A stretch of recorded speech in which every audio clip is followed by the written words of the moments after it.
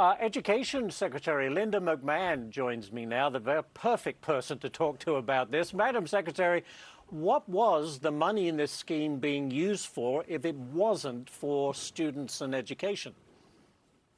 Well, we're just beginning now to really look into the fraud that you're referencing, the K-12 schools. We've been focusing quite a bit of our fraud detection, if you will, in higher education, at the moment.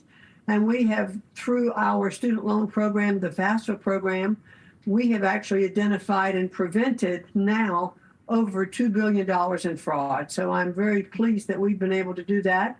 And now we're looking more at the K-12 issues that you were raising. And I can assure you that we will be following through with our departments to see where this money has been going. If fraudsters are just seemingly trying to pick the pocket of American taxpayers everywhere we turn. So as we're looking at schools, or we're looking at the programs that are going out, we will be focusing on this fraud as well. Well, it's stealing from the kids and their education. How can we make sure this can't happen again? Well, first of all, we will identify how these programs, are working, how this, this fraud has come into play, and then we will stop it from going out the door, just like we have with our higher education fraud. Let me ask you this with regard to K through 12 in particular. Do we still have a chronic teacher shortage? There are teacher shortages around the country, that is for sure.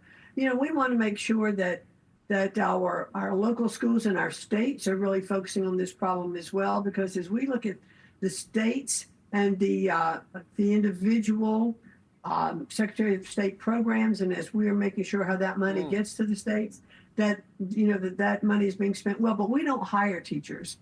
In states, the states spend their local budgets for that, and states control over 90% of the education budget.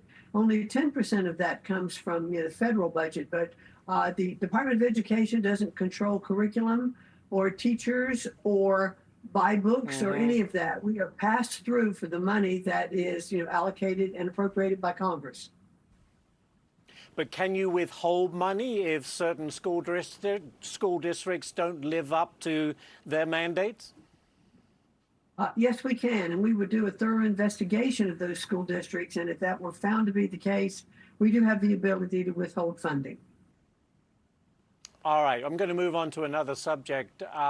You're threatening, I understand, to take major action against Harvard University if they continue their DEI initiatives.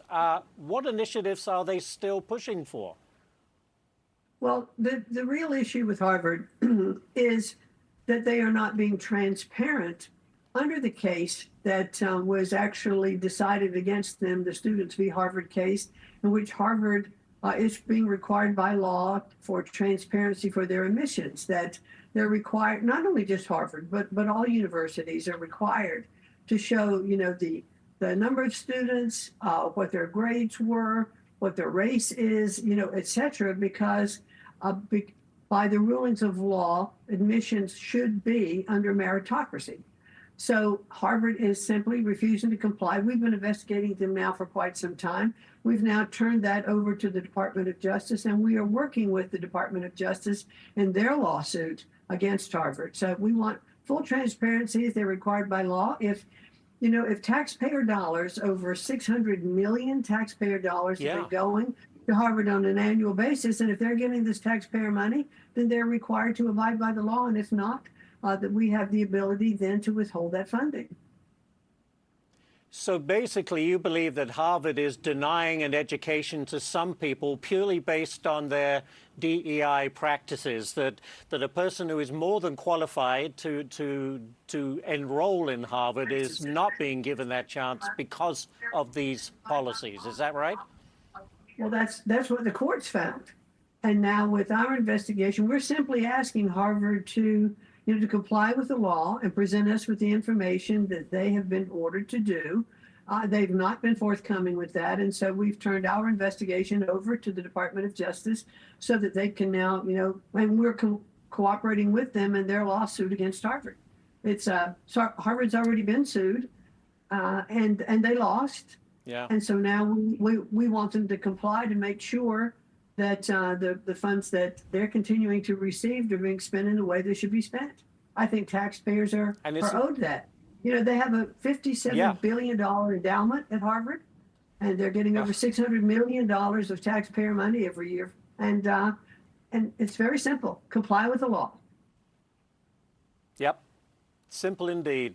Madam Secretary Linda McMahon, thank you so much for joining us to talk about this. We really appreciate it. Thanks for having me.